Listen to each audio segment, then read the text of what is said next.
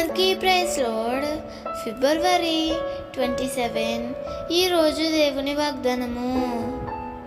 నీ ప్రక్కను 1000 మంది పడినను, నీ కుడి ప్రక్కను 10,000 మంది కూలినను అపాయము నీ యొద్దకు రాదు.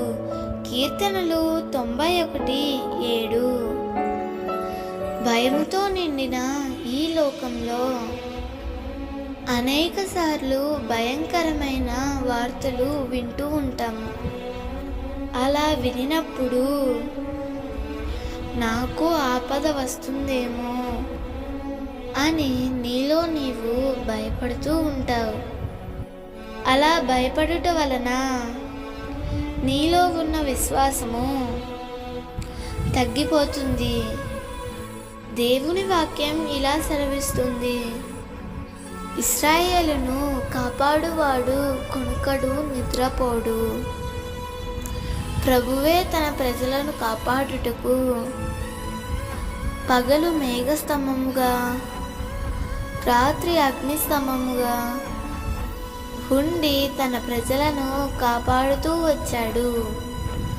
ప్రియమిత్రమా, ప్రభువు నీతో కూడా ఉన్నాడు. నీకు అపాయం ఏదీ రాదు. నీకు వ్యతిరేకంగా రూపించబడిన ఏ ఆయుధము వర్తిల్లదు. ప్రభువు నీతో ఉండగా నీకు విరోధి ఎవరు?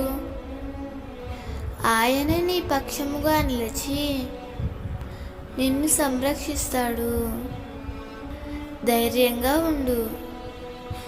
దేవుడు ఈ వాగ్దానము నీ జీవితంలో నిశ్చయముగా నెరవేర్చునుగాక. ఆమేన్.